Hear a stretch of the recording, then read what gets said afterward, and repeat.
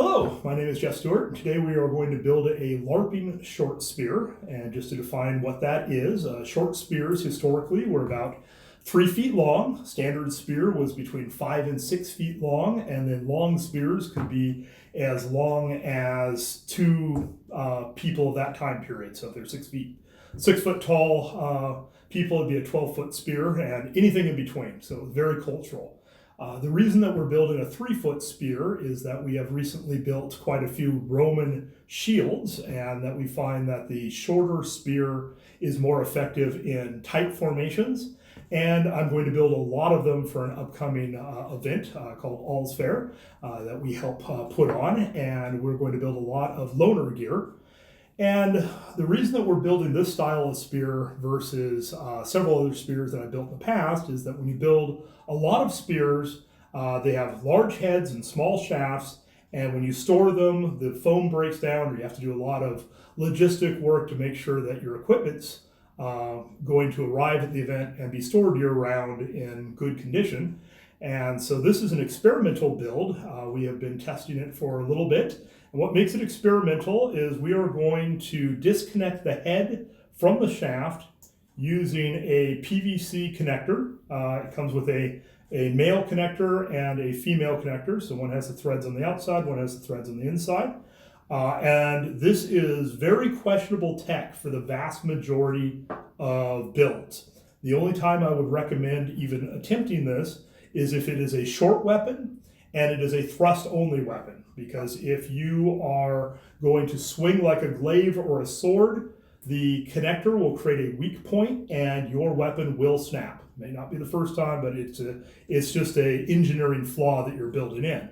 However, if it is a thrust-only weapon, all of the physics are working to your favor. And the reason that we're using a threaded rather than a slip-on coupler, is that if your spear gets caught in their shield wall, the enemy shield wall, or caught in a Florentiner's 2 swords and you pull back, the head of your spear could pop off because the threading is what's basically locking it from popping off if it's a horizontal movement on the shaft of your weapon.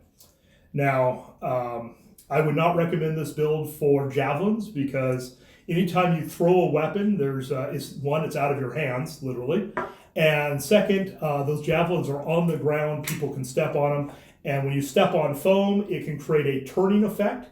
And the combination of it being a thrown weapon out of your hands and the likeliness that the tip could start to come undone and that somebody else in their hand not knowing that this is this type of tech wouldn't know to verify every once in a while throughout the battle, is my tip still on? Now, you'd think, well, this could easily come off in battle, and we've been experimenting with this for a while, and every 4 hours we'd reach up and just test to see if it's on, and we've actually found that we're over-tightening more than anything else, and it's not going to come off as long as you're a little bit mindful. Now, this tech isn't good for everybody. If you are in a extremely heavy-hitting club like Belgarth, I suggest entirely different gear. This is designed for 50% power groups. Amp-Guard-ish would be an example of that. And any of the home boffer fighting groups, mainly because when you swing really hard, a lot of the things that are completely safe at 50% suddenly become questionable. The worst case scenario is if the head ever came off, that your opponent would be hit with a smooth plastic piece off the end of your shaft. And at 50%, this would be an annoyance. At 100%, this could get dangerous. So it's just know your club and never bring experimental equipment up to a club and just expect for it to work. So I'm kind of going to talk through that a little bit as we go, but I want to kind of get on to the rest of the build. So I'm going to go through the materials necessary to build our composite spear, what makes this one different is that it breaks apart so that you can store the ends separately. So one of the key pieces you're going to need is a coupler, and then you're going to need the opposite coupler. So this is a 1/2 inch couplers, and they don't come in different grades. You don't have to worry about Schedule 40, anything like that. The couplers are all one piece. If you're building a lot of these, you can buy these in contractor packs that are normally 10 or 25 pieces if you're arming up. So what you need is you're going to need PVC Schedule 40 1/2 inch, and it'll always be written in letters on the PVC as required by law. Be aware that when you're pulling and picking your PVC, it comes in multiple different sizes from 1/2 inch, 3/4, and 1 inch is standard. It also gets much larger than that, but these are the ones that are typically used for weapons. It also comes in different grades, and the other one that you have to be really careful of is a 200 PSI PVC, and the difference is that it's very thin walled, and you can use that for certain things, but not for anything that's thrusting. It's about half the weight, but it's very fragile. It's easy to break. It's really good for making daggers and stuff like that. So I'm not material shaming in any way. Each thing has its own purposes. If I was making a longer spear up to 5 feet for some reason, or 6 feet in that area, I would up to 3/4 of an inch. And the main reason is a lot of clubs out there do not appreciate whippy weapons. And so at 3 feet, 1/2 inch doesn't whip without extreme effort. And at about 5 to 6 feet, 3/4 inch doesn't whip. Anything beyond that, I use bamboo, which is my core of choice for pole arms that are, it comes in 8-foot pieces, and you can find it at Home Depot, but I basically order it in bulk and they'll deliver it to Home Depot for free. Lowe's also carries it. You can also go to garden supply places. If you're going to use bamboo, make sure to use construction bamboo and check for cracks. I'm not going to go into all of what you need to source your bamboo because it's not in this build, but be aware that as your spear gets longer, your core will stop working for you. It's that really good at 1/2 inch, really good at 3/4. Oops, that doesn't work. And there's a lot of people that have different opinions on cores, probably about as many as different builds. And you just need to find something that works for your club, how hard you're hitting, and for what your comfort level is. I'm using a modeling glue. You can use super glue. If you use PVC glue, be aware that you have a very limited time to put the PVC together. And then we're going to use some poodle noodle, which is roughly just under 2.5 inches. You can pick this up at a dollar store, and just understand this comes in a lot of different qualities. So I would not necessarily recommend this for anything more than the back ends of spears or kids' swords, because it breaks down really quickly in storage if you're laying them flat on each. And then 2 different types of pipe insulation. This is 3/4 inch pipe insulation, which is used around the couplers. And then you're going to want a 6-foot piece of 1/2 inch that you're going to cut in half and only use half of it for this materials. So that's the larger materials. Then you're going to want some duct tape, either 1 or 2 different types. This is Gorilla, which is a structural duct tape, or you're going to use standard duct tape. Use a foam ball. But we cut these in half. Again, that I use a bandsaw. And then I'm using a cloth hockey tape. Howie's is the brand that I highly recommend. Every other form of hockey tape has failed me. The adhesive is let go, so this is the type to use. Tools that you need something to cut your PVC, anything from a hand cut PVC cutter, measuring device of some type, your scissors, and I suggest a Sharpie.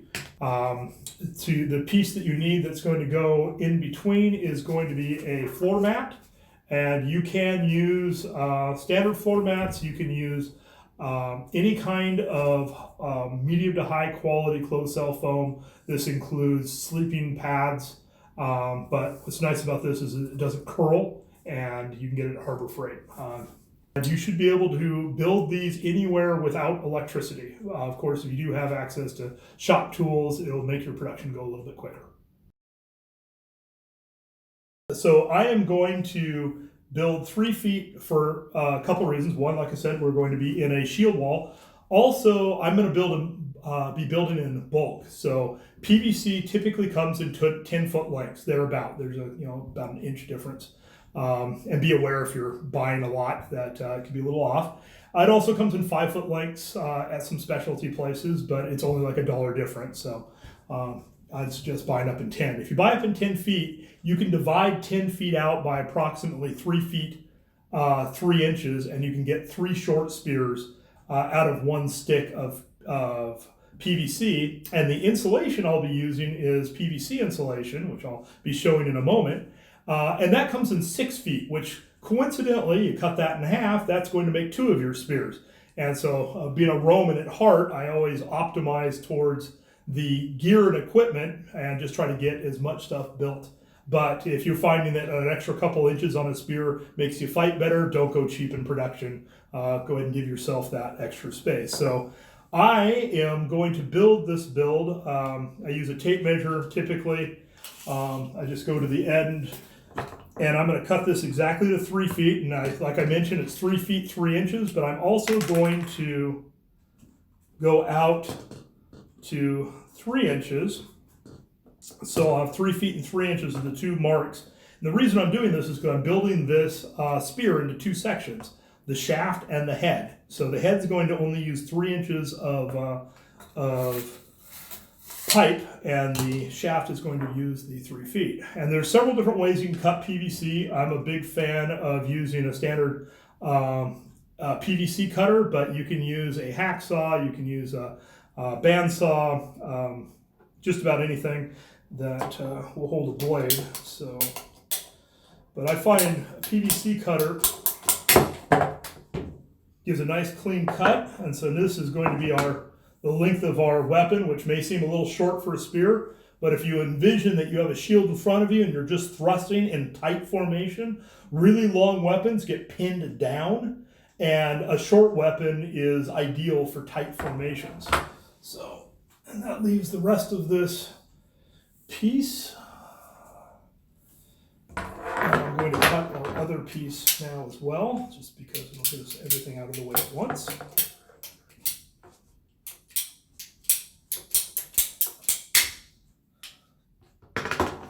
And then you're done with your PVC. So if I was building a large number of these, I would probably cut all of my PVC at once, and then later find out that I was measuring incorrectly and throw the materials away, and then never speak of it again. So, but we're only building one, so we're going to start up here. So I'm going to continue with building up the shaft. So we're going to start out with the coupler. This is a low glue build. We're doing this inside of a library, so I'm not using as much glue as I would on other material builds. But I just put a couple of drops of glue is all that's needed in here, and make sure you do not put the male tip on because again, if your head comes off, you want the side, and you go until it stops. You push as hard as you can. You can continue to work while this is drying.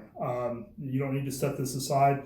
I'm using a modeling glue. You can use super glue. If you use PVC glue, be aware that you have a very limited time to put the PVC together, and the PVC glue was not really designed for weapon building. It's designed to have the PVC sit in your house and not be used in war. So that's why I kind of use a alternate material, and this is what I use for my arrow construction and several other pieces. So I try not to have a lot of different specialty glues. You don't want to use a thick glue like a hot glue or even DAP, because it's a very tight friction fit. So you want to have a very liquidy glue that is specifically designed for plastic, because as your weapon heats up, being stored in a car or out in the sun, if the PVC shrinks and expands and the glue is not designed to deal with that scenario, then you're building in a flaw into your build. So, and I guess while I have my glue out, I'm going to glue up the other piece to make sure that, so I just put one strand on here, and I have a little trick that I do is when I put it on, I then spin it, and that spreads it for about a ½ inch, and I make sure it's on. So this piece, when we build, the overall length will be 3 feet plus 3 inches plus the gap. So you're going to have a little bit longer. And then while I'm working on the shaft, I'm going to cap the back end. Now you can buy PVC caps, and they're only about, at this time, they're only about 14, 15 cents. So it's not really an economic thing not to do. But you can take a piece of tape, and I use duct tape. I'm currently using Gorilla Tape for any structural tape. And I should stop for a moment and kind of describe the differences between tape. Duct tape has a really bad reputation in the LARPing world. This will cut you, it could kill you. I mean, it's just absolutely horrible stuff. And I used to think that was a complete joke, and I still do. But what I found was that in different regions, duct tape comes in very different thicknesses. And for what this is going to be inside of my build, this is a very thick tape that when it gets cold, and if there's a fold in it, actually can produce a cutting edge where I can leave a pretty good scar on you with it. So a combination of having the wrong tape, poor construction, and bad weather and bad maintenance, all those things can add up to something horrible happening with duct tape. So, but I'm going to cap the end, and before I cap the end, I'm going to put a penny on the end, because a penny covers right over the top, and this stops any PVC or any of our foam from punching in to the PVC, and this acts as a center punch that'll slowly wear out the inside of your foam. And so by putting a cap on the end, you are protecting your foam, and it'll last longer. So I put over 1 cap, and I add it, and any penny will do. If you see any of my videos on arrow construction, I only use pre-1982 pennies on arrow construction, because post-1982, the pennies are made out of zinc, and zinc will snap in half if there's an arrow shaft in the center of it. This is the exact opposite physics going. We're being held by the entire edge of the penny, and it's the back end of your spear, and if you're hitting with that much force with the pommel of your spear to snap zinc, other things are going wrong. So this is the beginning before I've actually foamed it up. So you have roughly a 3-foot stick, and I'm going to pull out my pipe insulation. So this is standard pipe insulation for ½ inch. And again, it comes in different sizes and different grades. So the cheapest of the pipe insulation is very much a closed cell insulation, and it will tend to have this piece of cellophane on the side that is covering up the glued edge. I use this because this isn't a striking surface. We're putting on a combination of courtesy padding and a handle, because if you're gripping ½ inch, your hand can slip. So we're going to start out, a lot of groups only require you to put the foam on for the first 18 inches or half.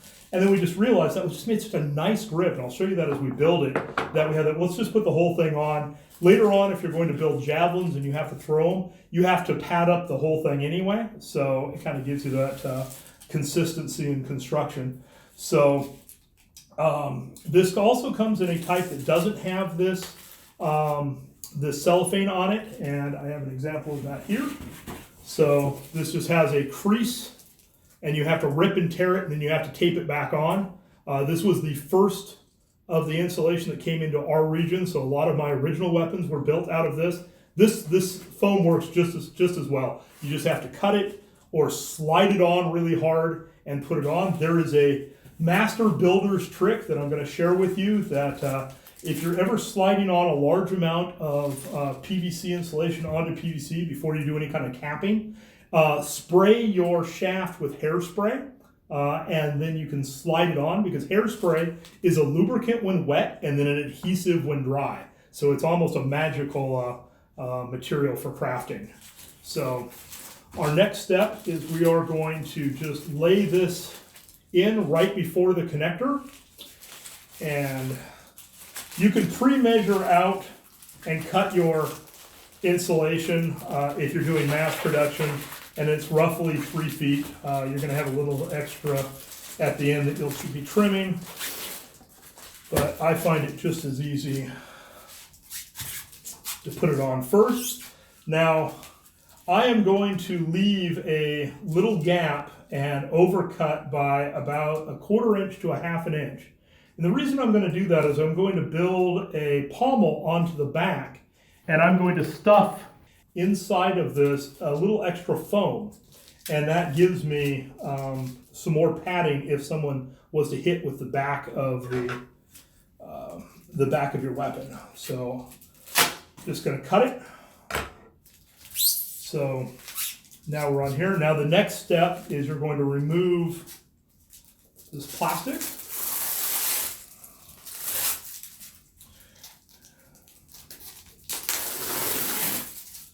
So you remove both sides of the plastic. You want to make sure that you have it lined up so you're going straight, because the tendency is as you work with this, you're going to build a spiral, and it probably has very little effect on short spears. But what I find is that the more corners you cut as you build, not really caring about having things straight, later on when you're like adding tape on, you no longer have these nice straight guides. So I just try to keep everything at 90-degree angles. So to seal this, you're going to take your hands and you're just going to pinch it shut. You just pinch as you go. And I'm going to... And I set it down on a table so it's nice and straight. I'm not fighting it up in the air. And this is really good adhesive. This it comes on the pipe, which is why I really like this build. This construction for this build. So when you're done, you're going to have this little gap. I can stick my finger down in here. Do not have any more than 1/2 inch, because what happens is it will turn into a pommel that will get wobbly. And so then if you wanted to, you could take a little extra piece of your pipe insulation, if that's what you have convenient. You cut a little piece off of it so that it's about 1/4 inch, 1/2 inch piece. And then I roll this up and look about what will fit. Normally it's about 1/2. So just cut this in half. Roll this up.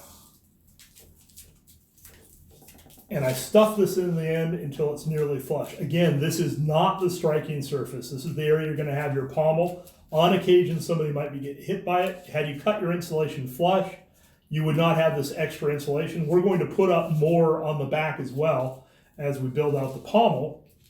So what I typically do is I try to not layer too many pieces of tape in between on non-striking surfaces, because all you're doing is wasting material, you're wasting time, and it's adding, some people that are going down to the grains on their weapons, it's adding weight. And I'm not a big min-maxer on weight, but if you hear people say, use the least amount of tape, that's one of the good reasons to do it.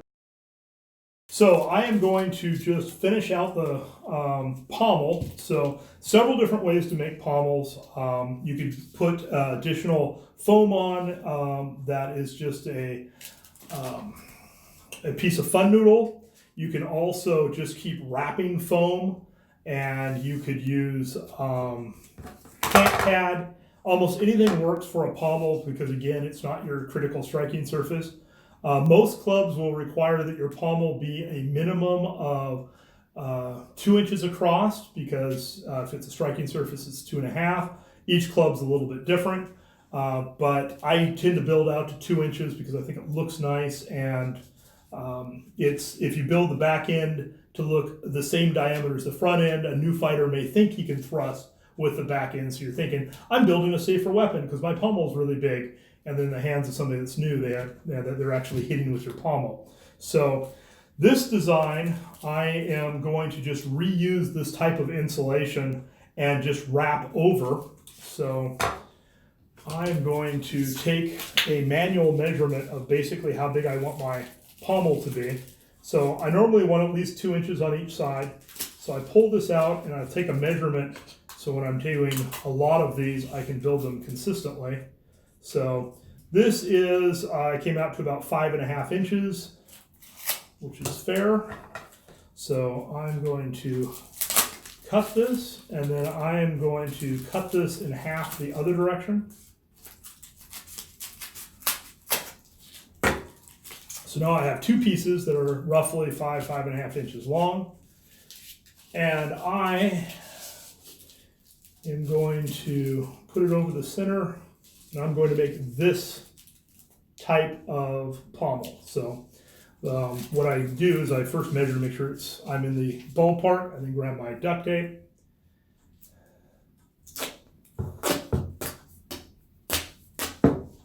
I pull out, and I have my piece here so that I know I'm going to have some good traction on both sides. Got my duct tape, and then I cut my duct tape in half.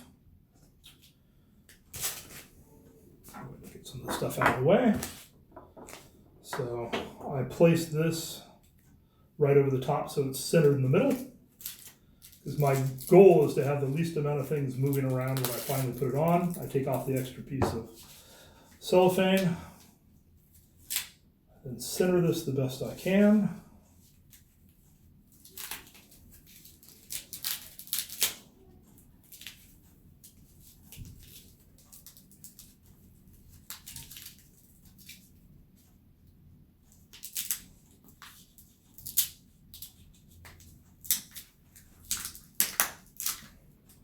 So that's one piece that's on there. This is just a piece to hold this piece in place.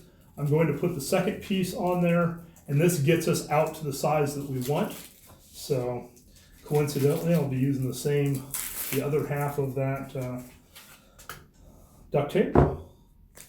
And this duct tape I'm using my structural duct tape for. You could probably get away with using just standard duct tape because again, this is a non-critical surface,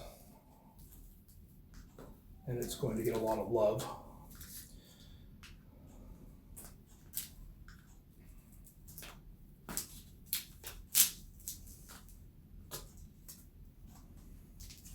I'll use a slightly longer piece. What I like to do is anytime I have long pieces of duct tape going down the side, I put an anchoring piece around to hold it.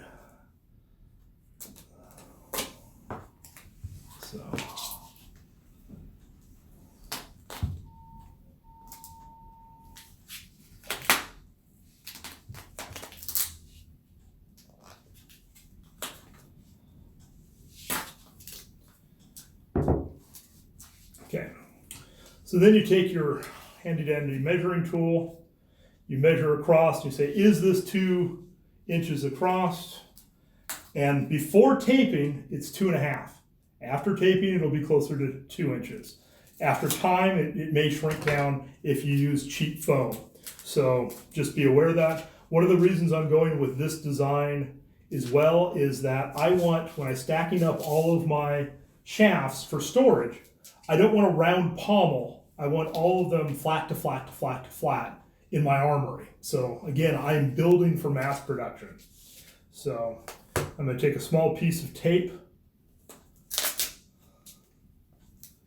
I'm going to X over the top and just seal these pieces together. And I'm going to do decorative taping over the top. This is just the structural taping underneath. You can tape up more with duct tape. You can do your entire shaft with duct tape. But what I like to do is I like to use cloth tape. And what makes this tape a little bit different than all other duct tape, or excuse me, cloth tape, is that this tape actually works. It's got some adhesive on it. It holds about as well as duct tape. And the quality of the cloth tape I've run across in the last couple of years has been going downhill. And I've been using glue to hold some of my cloth tape in place because it was so bad. I've never had a problem with this brand. So now we're going to flip over to the other side here, and we have this connector that's sitting here. And the reason I didn't go all the way up is because this connector is larger than the 1/2 inch pipe. So, but it's coincidentally the size of 3/4 inch insulation. So all those, this is 1/2 inch. This is my 3/4 inch. So this is, I got a larger diameter, and so I'm going to line this up, and I kind of put my thumbnail right up with the crease. And what I do is I tend to let this overlap by about 1/4 inch, because the connectors are not going to tighten up against each other because the threads don't go all the way in. And if you did get them go all the way in, you'd never get them to come out. So I let there to be a little bit of gap, because if you ever have a weapon checker and has that, I see a little bit of plastic, and that 1/8 inch piece of plastic could put that guy in the hospital. Yeah, so I just give it a little extra space. So use my thumbnail, and then I just line up my scissors up on my thumbnail, and I cut it. Again, if I was mass producing these, I would just measure these out and build a ton of these at one time. This is roughly 2 1/4 in length. So this piece would slide on like this, and it would fit. Now it's a you don't have to worry about gluing this on, because we're going to tape this whole thing as one piece. So I am going to first put a piece of structural tape that weds these two pieces together, because I never rely on my exterior piece to do all the heavy lifting for me. So I'm going to take a piece of duct tape, and I am going to just center it over the top of the seam. And I am going to push down, and this is one of the few times that you can push down while taping, and it's appropriate, because normally they say, oh, don't ever compress your tape, or compress your foam with your tape. This is not a striking surface, and this is almost directly behind the head. So then I will just cut off my extra piece, because I will be using that later. And you make sure things line up nice. And then I give kind of a nice grip, make sure it's wetted.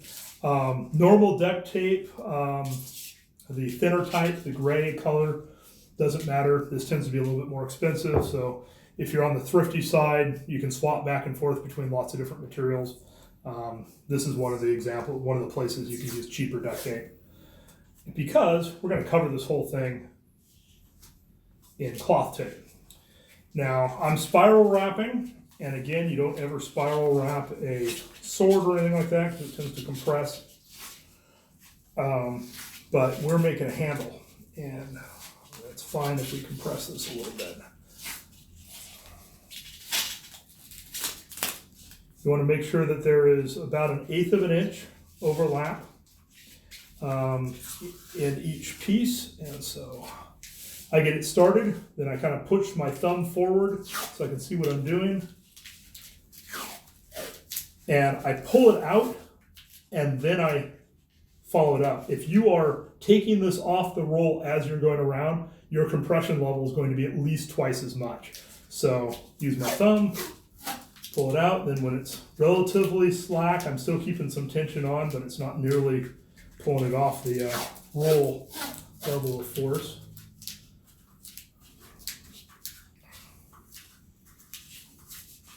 And for this part of the build, if you wanted to use the absolute cheap Walmart brand stuff, you can, because at the end you can just anchor the tape and stop it from coming off. But this tape has just such a nice feel to it and such great adhesive that I now use it for just about everything.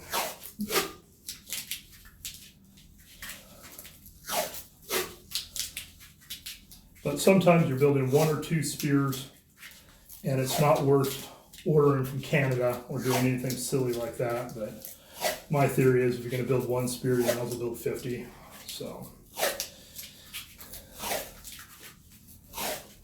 and again, because of that adhesive on the edges of the insulation, we don't have to worry about fighting the insulation coming apart, because we have that all secure. And you'll see that the foam is slightly smaller as we're taping, but it's not tight on the shaft. So, And if you spend some time doing this part well, you're not going to have big wrinkles in your tape. There are people that suggest you spin and intentionally put wrinkles in your tape because it gives you a bit of a grip. I find that to be useful in sword handle construction, but in spears where you might want to have the spear slip through your hands at the last second and grab some range and do some fancy spear maneuvers, that extra grip actually gets in your way. So when I get towards the end, I just keep going out.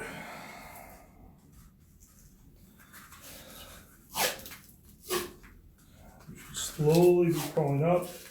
Again, only 1/8 to 1/4 of an inch of overlap is all you need. This isn't a structural part of your weapon, but you don't want to have these layers becoming separated. If they become separated, the foam will pelt through, the foam will start to rip. You're basically armoring your foam here at this point. So I'm going to come up and I'm going to right up here underneath this, and I find it useful to cut cloth tape with my wife's scissors. So, all right, so this gets this piece up and going. Now you notice I can still see foam because at the end we're going to, well, I'll also do it now, since we're bringing the attention to that, is that I always take a second piece and I just go at a 90-degree angle off of my first piece.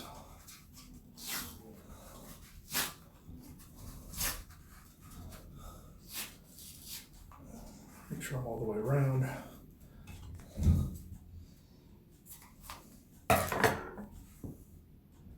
Make sure the whole thing's seated down. So that should give you a nice front edge. You don't have to worry about taping up this edge.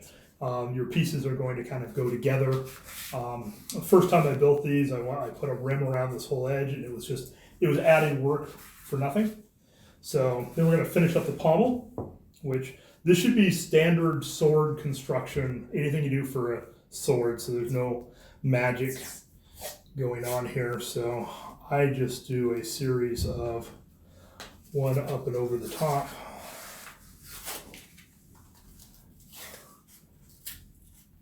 I try to have, I come down and make sure I have enough, and make sure that when you're taping it, you're not pulling your pommel over, because you don't want a 90-degree, 45-degree, or anything happening with your pommel. So I take this over, and so it's a piece there, and you should tape up so that all of your foam is covered. So I'm going to start with the main axes and then come back and grab the corners. So I do that because the main axes on them, the front and back, that's what's critical for keeping my pommel straight. And then everything else is decorative taping.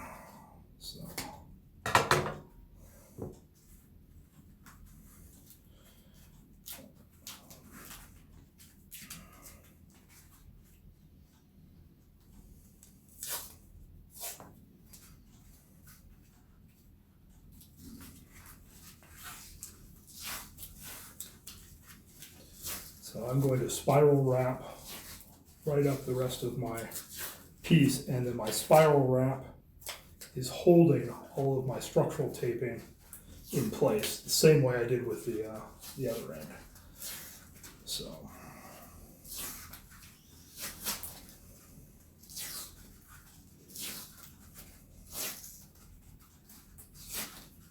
And then because this is a end of a weapon, I then just work my way back down, and I make that anchoring spiral around the bottom, and then I cut it off. And you always go back with your tape measure, you do a verification, and across the piece I'm still over 2 inches. I'm well over that. They allow for a curvature in most games. Be aware if some game believes that too much of a curve, it can go into the eye socket and kill them with the pommel of your weapon. Just be aware of that. Build the pommel to whatever your group's rules. So this is basically now what you're going to be storing in bulk in your armory. So have at least 50 of these for your group of 6 friends. Okay, so we're going to build the spearhead, and I want to emphasize that your spearhead can be any spearhead that your group currently builds. You're just building it on this piece. So whatever you did before, duplicate. So you can put a cap on here, but like before, we're going to use a penny.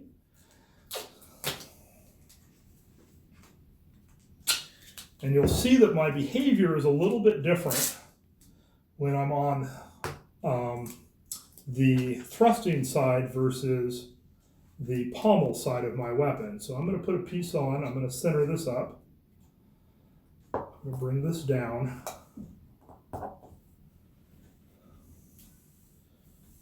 I'm going to put another piece. I do not in any way want this penny moving because this is the part that's coming to my head. So, and then I take my extra pieces.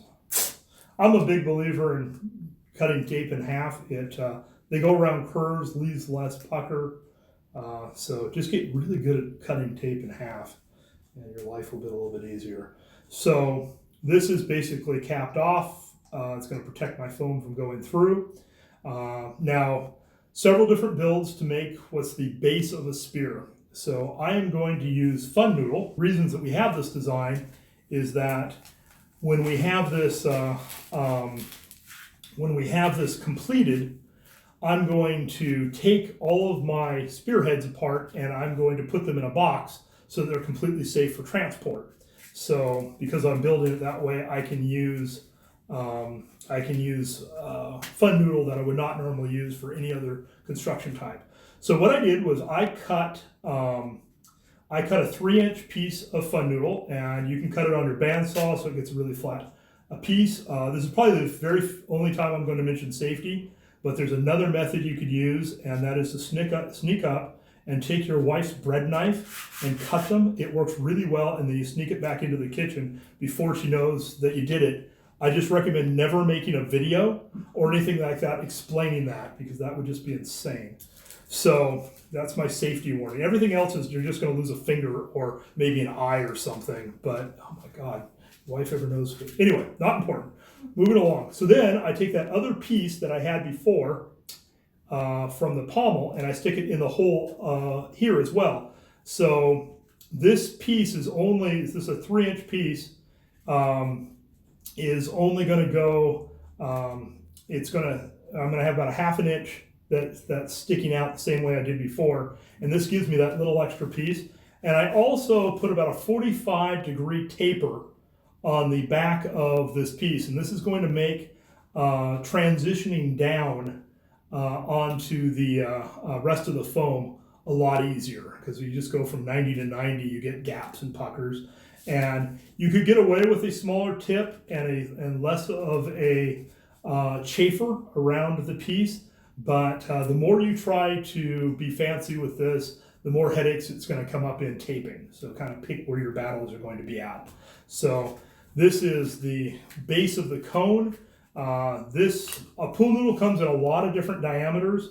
I picked one that's just under 2.5 inches, so it's not even good for swords, but it's great for the back of a spear tip. I've seen it up to 8 inches in diameter, so just make sure that it's smaller than whatever your tip's going to be. So the next step is I take camp pad or closed cell foam. This is actually a pad that you step on. You can buy it at, comes in about 2 foot by 2 foot squares in sets of 4 at several different locations. My favorite is Harbor Freight. If you wait for a sale, you can get it for like $6 to $8 for a package, unless somebody that's mass producing weapons goes in and buys the entire pallet at once. So this is what I use, and you can cut a circle that is roughly just a little bit larger than the foam. And the way that you can achieve this is you can put one of your pieces on that you cut, and then you just take your Sharpie and you circle around. And if you cut to the outside, whoops, that's gravity. If you cut to the outside, you're going to have a piece that's slightly larger. And the reason I say do the slightly larger is as you do structural taping around your piece, it's going to cinch in this piece of foam.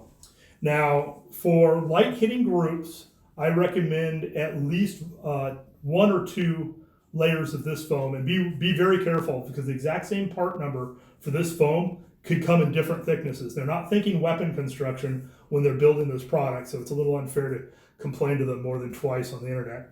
So, but I learned that the hard way is that your structures, you can go thin and it'll hurt you, but if you always do 2, you'll always have enough of your closed cell foam. Now, I'm not going to cut 2 full circles because I stuffed part of that inside my other one, and it's right here. So this is going to count as half of my foam.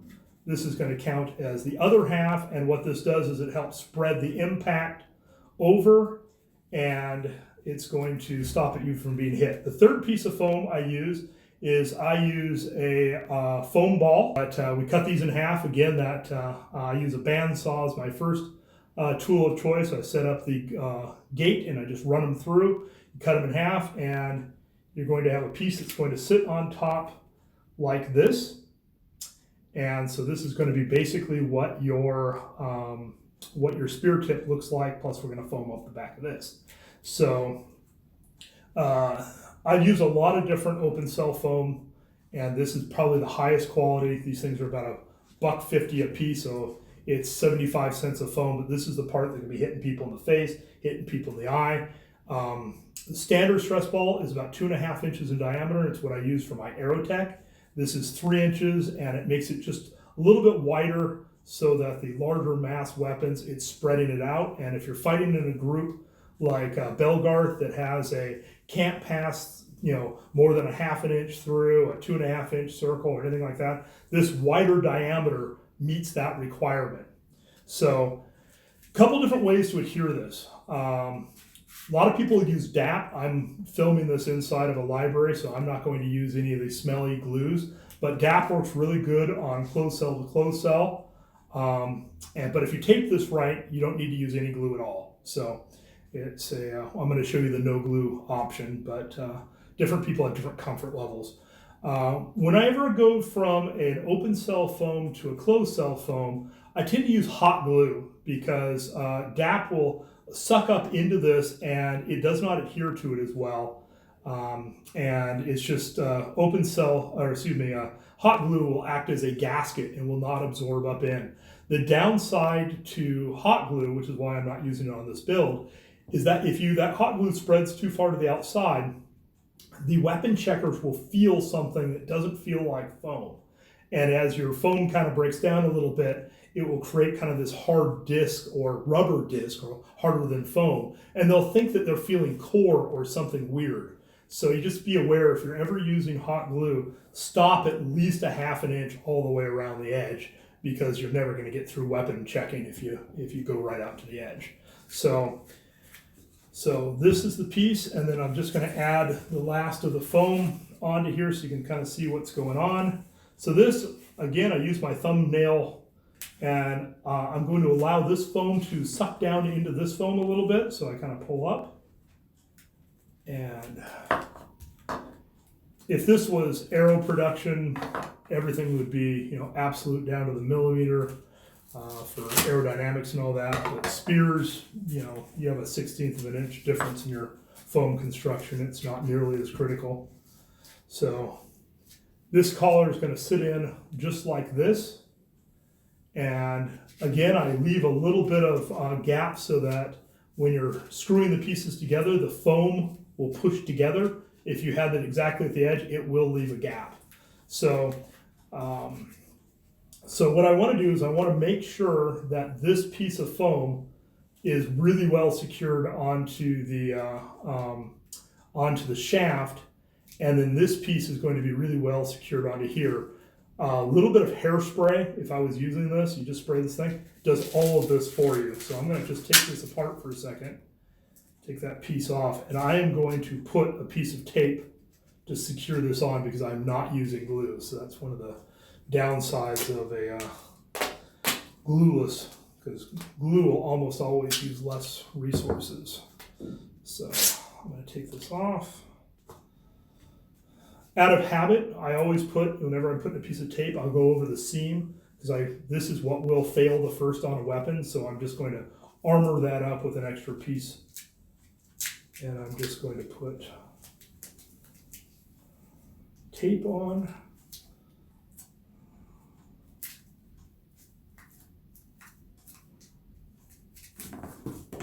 Oops, there we go.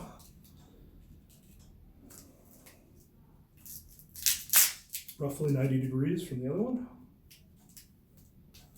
And I push this in so I'm not creating a tint. So I let it go all the way down.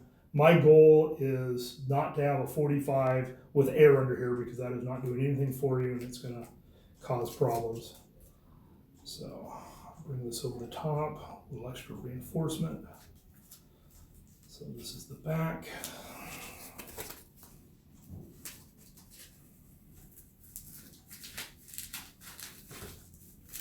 And I kind of smush these together a little bit so that it's got a really good tight wetting between these.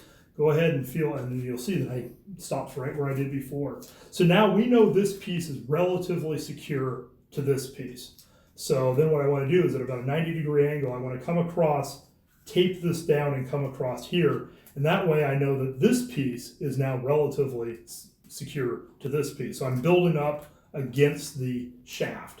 So if you don't do that, then the outer piece could just pop right off. So I'm going to grab my tape. Do kind of a light measurement there. Again, I always do it in half just because it stops on the puckering. I'm going to do this at a 90 degree. This again is adding a little bit of armor to this foam underneath, but it's also stopping having a big buildup of all of your structural tape all at the same location. Come back down.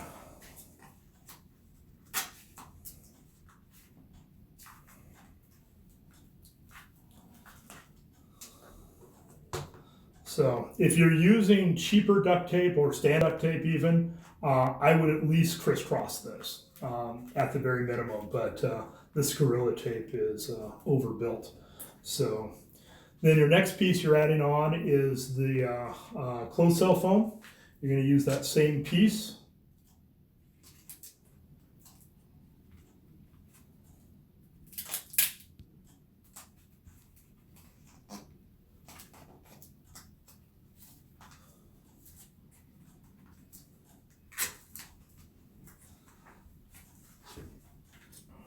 So now you have this piece secured on. Optionally, you can come across and you can do a full taping all the way down, but what I find out, later on is you're just adding a bunch of weight and your outer tape. This is basically to stop things from shifting. So, and keep everything in alignment as you're building and make sure that you're secured to the shaft. So if you just keep taping as if it's your final tape each stage, you're going to be building up quite a bit of tape. So your last piece that you're going to have is you're going to have your foam ball. This is the one that's a little bit tricky because you're doing a transition here. So I start on the shaft down here and I come up and then I try to center this the best I can. I'm going to come up underneath. Again, I'm trying not to tint this. This is where it is absolutely critical you not push down while you're taping. So there'll be a tendency to, I'm going to get tape out, and you'll just start pushing down as you're getting tape out. Get your tape out, let the foam completely recover. Make sure that you're still centered up. Come down, use your thumb to go underneath. Now some groups, and be aware of which ones you're in, do not allow any tape on the striking surface, and this is for a variety of reasons that most of them are legitimate. And that involves the fact that cheaper tape allows twigs gets in between the different layers. Lots of things can go wrong. This better tape is I'm very comfortable using instead of a cover, but you would tape on and you would make sure that you put at least an X tape, probably 2 across the top, and then you'd make the tactical decision, am I going to use a cloth cover or am I just going to finish taping? So again, I'm putting my thumb underneath. My goal is to not hold that down because I'm going to run tape underneath that to hold that in place. So it's gonna. So always let the foam recover while you're in the taping process on a striking surface so that you're not compressing.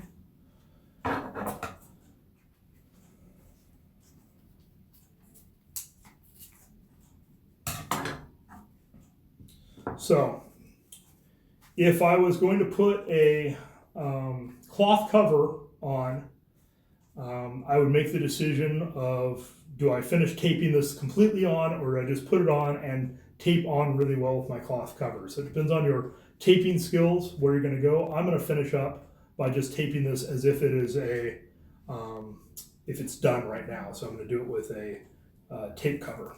So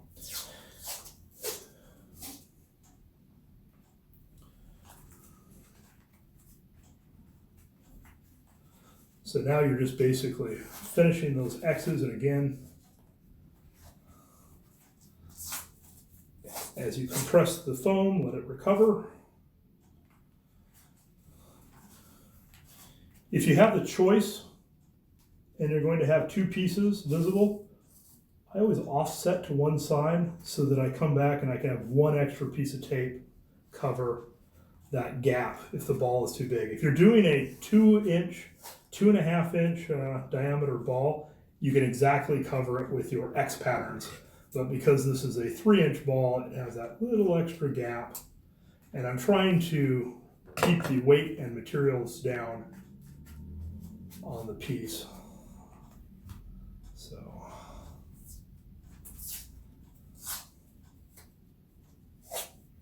And again, whatever method you standard use in your group for spears would work for the experimental side of this build. But I'm assuming if you're watching this, you may never have built a spear before.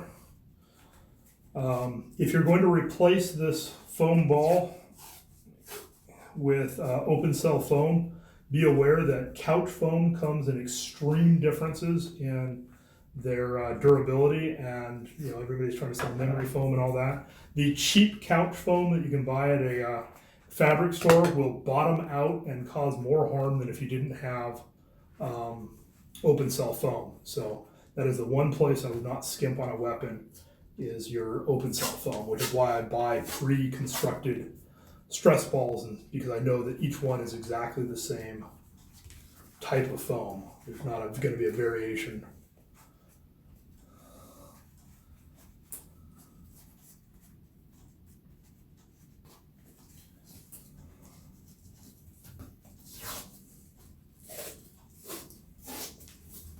And again, this is really overkill in tape if you are going to put a fabric cover on.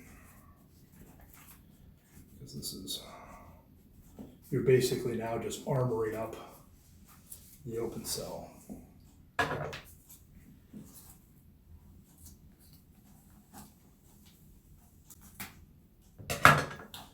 Okay, so now you have this kind of ragtag looking stuff going down around the bottom. Whenever I have strips that go down, I do a tight spiral wrap underneath, and this anchors all of those straps. It's going to give it kind of a spear type head look. Some people do not like this type of head look because they want to slide in and out between spears really easily and not have their spear get hooked. It's not really enough strength for you to actually do any kind of hooking. But I have found that it's open cell foam and it just slides right off anyway, so it's not been an issue. So I'm going to just keep taping in basically the same, because now I'm basically on a non-striking surface because we're not building a glaive. And so I'm going to tape the exact same way I taped for the rest of the shaft.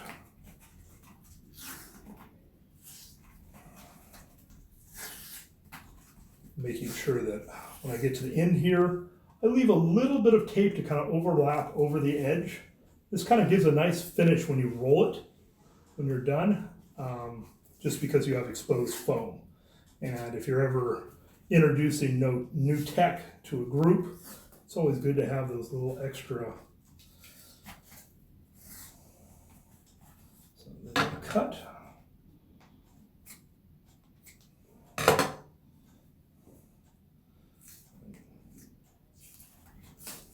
Pull back, make sure I don't have any wrinkles.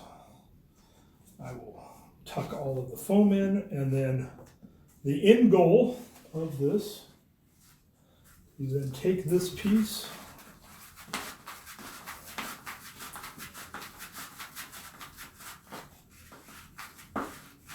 go until it pops once.